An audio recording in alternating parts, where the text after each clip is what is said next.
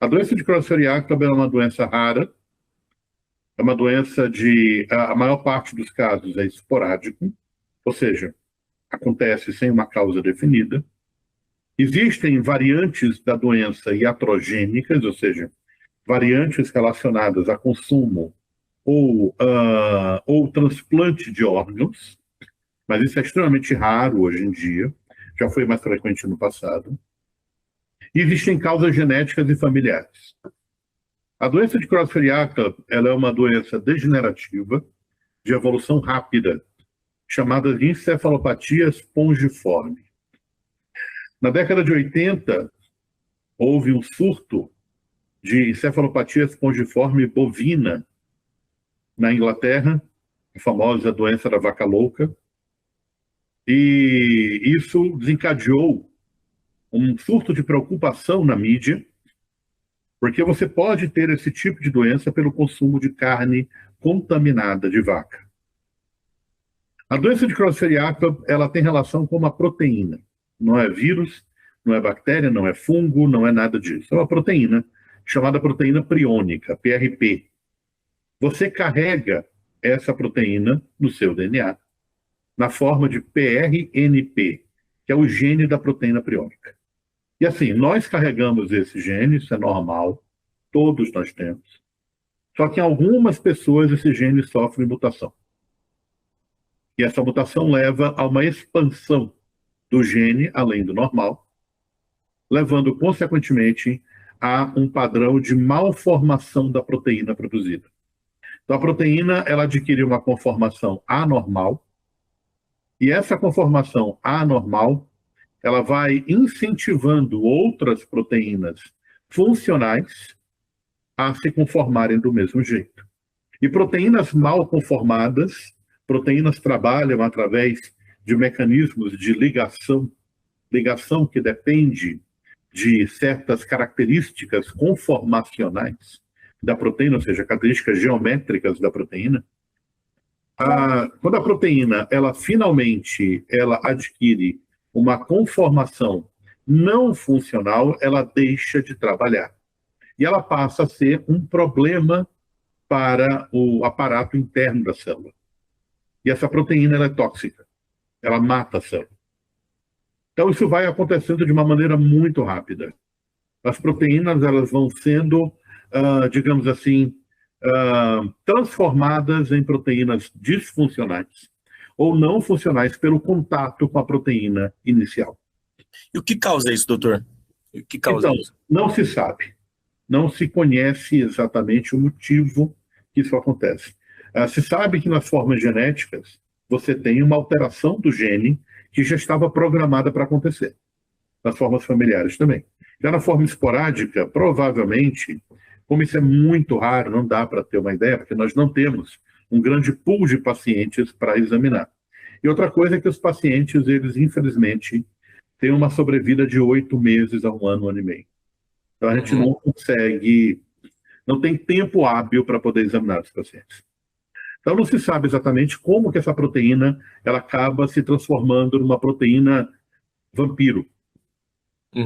Acaba transformando outras proteínas do mesmo jeito. O que se sabe é que o cérebro do indivíduo acaba se tornando num parênquima, uma estrutura toda cheia de buracos. Uma estrutura parecendo uma esponja. Daí encefalopatia espongiforme.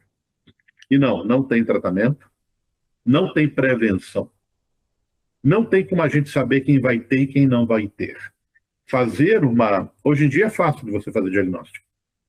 Você pode fazer diagnóstico por meios de expansibilidade da proteína ou por um método chamado RT-Quick, que é um método de shaking in real time. Ou seja, você tem um método que você consegue fazer com que a proteína se transforme. E você, consequentemente, consegue fazer o diagnóstico com uma sensibilidade e uma especificidade muito melhores. E esse exame é de imagem que você citou? Não, é laboratorial. É de sangue, então? Sangue ou outros materiais. Hoje em dia, antigamente, você precisava de biópsia. Poder olhar a histologia e dar o diagnóstico. Hoje você não precisa mais disso. Até porque quanto menos material tiver contato com o cérebro do indivíduo, melhor. A proteína é extremamente resistente a mecanismos físicos ou químicos de destruição. Ela é destruída somente pelo fogo. Então, o fogo é o mais correto de destruição da proteína. Então, O fogo que você diz é colocado num forno mesmo? por exemplo, você pegar um material que foi usado no paciente e descartar através de incineração. Incinerar mesmo, né? Isso é um cuidado que se tem muito em hospital. Quando nós temos um paciente com Creutzfeldt Jakob, você tem mecanismos e você tem protocolos de esterilização dos materiais. Ou incineração de materiais que não são obrigatórios. Ela pode ser transmitida, então. Ela pode ser transmitida. Com certeza absoluta existe transmissão. Só que é raro, raríssimo. Sabe, para você transmitir, você tem que ter contato de fluido com fluido, ou seja, o paciente, sangue, lágrimas, saliva, nenhum problema.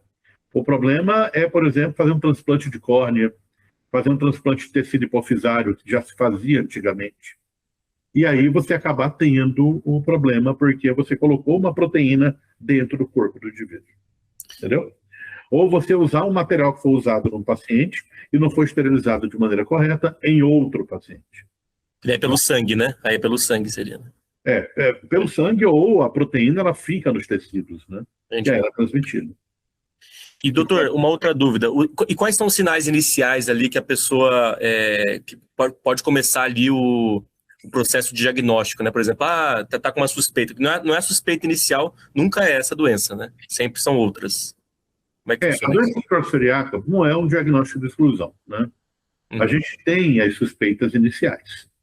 Mas tudo bem, a gente realmente tende a imaginar que sejam outras doenças potencialmente tratáveis ou até curáveis antes de fechar o diagnóstico de Creutzfeldt Jakob. O quadro clínico é muito variável, depende muito. Em pacientes mais jovens, por exemplo, com a variante bovina, a variante adquirida através do consumo de carne contaminada, você pode ter um quadro mais de alteração de comportamento, seguido posteriormente por alterações visoespaciais, dificuldade de localização do espaço, dificuldade de cálculo de distância, visualmente falando, até mesmo problemas relacionados à marcha, equilíbrio e postura, que geralmente é o final da doença. Já a doença propriamente dita, esporádica, aquela mais comum, né, mais comum porque a doença é raríssima, é 1 a 2 por milhão, mas aquela doença que a gente vê com mais frequência, aquela que não tem causa definida, geralmente o problema começa com limitação cognitiva. Então, o paciente ele apresenta uma dificuldade de localizar-se no espaço, dificuldade de linguagem, problemas com distância, não consegue calcular a distância no chão de um degrau para outro, por exemplo, ou distância de um carro para outro quando está dirigindo. Acaba evoluindo para problemas relacionados a comportamento mesmo, e acaba evoluindo para dificuldades com linguagem, dificuldades com a socialização. O paciente ele começa a ter dificuldade de conversar, ele começa a ter dificuldade de entender o que lhe é falado, e em 2 ou 3 meses ele começa a adquirir dificuldade para ficar de pé, dificuldade para andar, tem alguma musculares, e posteriormente, depois de 6 meses a 8 meses, ele entra no estado que a gente chama de mutismo acinético, em que ele fica completamente parado e sem falar, e posteriormente, óbito. E, doutor, uma dúvida. No caso do lito, aparentemente os sintomas motores começaram antes do que os sintomas cognitivos, né? Isso pode acontecer? Pode acontecer, é possível, as doenças não... A doença, ela segue um padrão, mas não em todo mundo, tá? E o fato de ter começado o sintoma motor antes do sintoma cognitivo, isso só sugere que o problema começou mais no subcortical do que no cortical primeiro. Ou seja, começou mais na estrutura de dentro do cérebro do que no manto cortical, do que no manto cerebral. Mas isso não quer dizer nada, na verdade. Isso não aponta para uma causa, para uma etiologia específica. Isso provavelmente deve ter deixado todo mundo na dúvida sobre se não seria alguma encefalite primeiro. mas provavelmente deve ter feito diagnóstico rápido. A doença de Creutzfeldt-Jakob, ela sempre entra no diagnóstico diferencial de qualquer encefalopatia rapidamente progressiva, com alteração cognitiva e motora, deve ter feito e deve ter vindo positivo. E os diagnósticos anteriores dele, que ele teve uma encefalite inicialmente diagnosticada, né, o câncer de próstata, isso não influencia diretamente no diagnóstico nessa condição, na causa, né? Isso pode influenciar na suspeita inicial, né? Mas na hora que você faz o RT-Quick, ele veio positivo, você fechou o diagnóstico. Você não tem por onde correr. E o câncer de próstata não tem relação nenhuma com o processo. O RT-Quick é o seguinte: é um exame feito no líquor, você funciona o líquor, depois você descarta a agulha, descarta tudo, tá? Você faz como um detector de prion. Prion é a proteína. A proteína anormal se chama prion, tá? Parece nome de... Parece nome de alien. É bonitinho, né? Prion. Se houver uma pequena quantidade de proteína anormal no líquor, o teste cria condições para que ela induza outras proteínas a mudarem de formato. Ou seja, você faz o diagnóstico da proteína através da mudança de formato de proteínas normais que existem no líquor. Então, essa reação, ela tem a ver com... O nome é Real Time Quick, vem de quake, ou quaking, né? Balançar. Você faz um tratamento já específico, e você faz com que essa proteína entre em contato com outras proteínas do sangue, do líquor, perdão, e você avalia se as proteínas normais se transformaram em proteínas priónicas. Você vai amplificando. O RT-Quick, ele tem uma especificidade muito alta, ou seja, se ele é negativo, praticamente exclui, mas se ele é positivo, ele fecha o diagnóstico. O RT-Quick negativo, no entanto, o RT-Quick negativo, ele não exclui 100% das doenças. Se ele vier positivo, fechou o diagnóstico. Tá bom.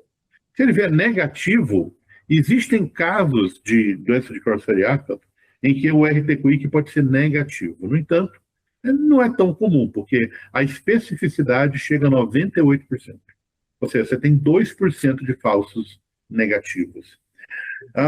O exame, então, procura demonstrar indiretamente a presença de proteína priônica através da transformação de outras proteínas anormais. Entendi. Doutor, agora eu tenho uma dúvida em relação aos tratamentos experimentais, né? Que tem disponíveis aí, e aí 2 deles que o Lito está tentando vaga, né? Que é o Ion 17 e o Prism. Como é que funciona isso? Não tem um tratamento, mas esses tratamentos experimentais, eles buscam, como é que eles, enfim, cada um deles tem as suas diferenças, se você quiser falar também as diferenças, e como é que eles operam, né? O que os tratamentos estão tentando fazer é silenciar o gene que amplifica a proteína priônica.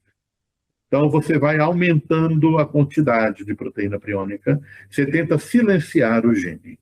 Esses tratamentos, eles já estão sendo desenvolvidos há um tempo pequeno, tempo curto. Eles, no momento, parece que pararam de fazer a captação de pacientes. Não são muitos pacientes, não há como fazer 1.000, 2.000 pacientes, né? São algumas dezenas, centenas de pacientes.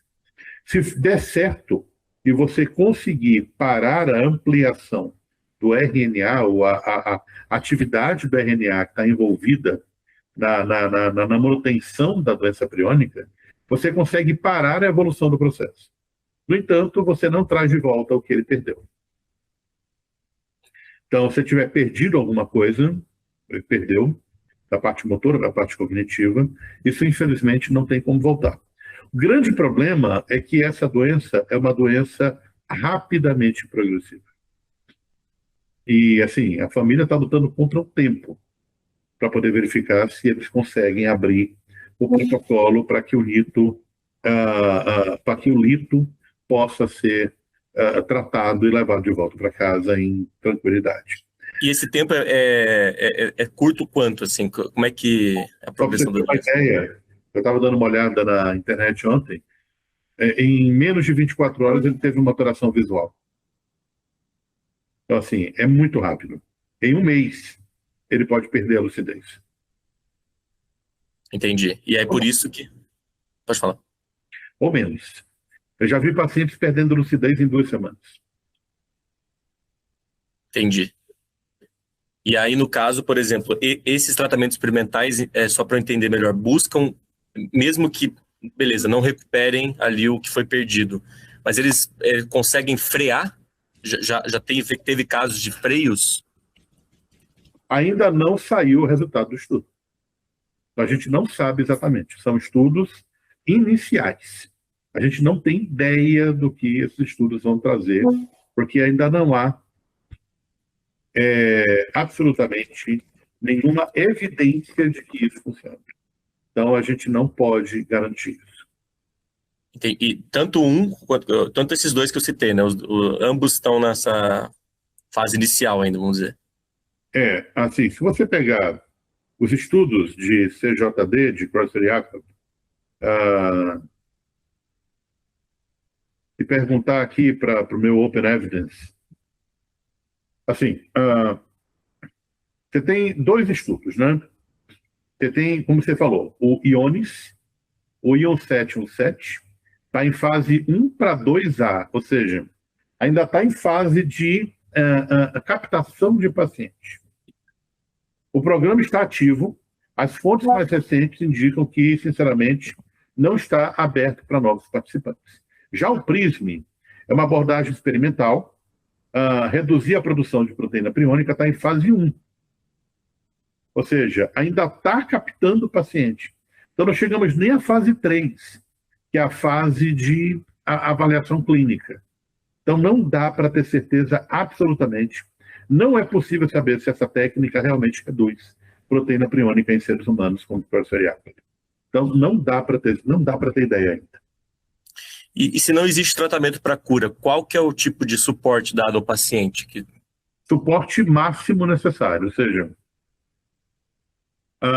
fisioterapia, terapia ocupacional, fonoaudiologia, cuidados com escara, com feridas de compressão, cuidados com trombose venosa, cuidados cardíacos, cuidados pulmonares, para o paciente não morrer precocemente. A expectativa de vida de um paciente com essa doença é... A expectativa de vida, em média, 6 a 8 meses.